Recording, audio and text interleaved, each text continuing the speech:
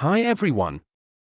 Welcome to our 2025 guide on how to link your Roblox account to Facebook. Linking your account allows for better social sharing and gameplay enhancements. Let's explore these benefits. First, let's access your Roblox account settings. Here's how to do it step by step. Now, locate the Link to Facebook option to begin the linking process. Next, navigate through Facebook's permissions and privacy settings. Make sure to grant the necessary access.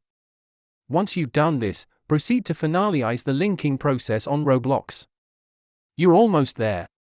If you encounter issues, here are some common troubleshooting tips to help you out. In case you want to unlink your Roblox account from Facebook, follow these easy steps.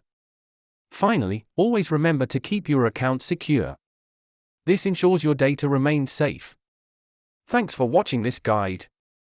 Enjoy your gaming and stay connected securely.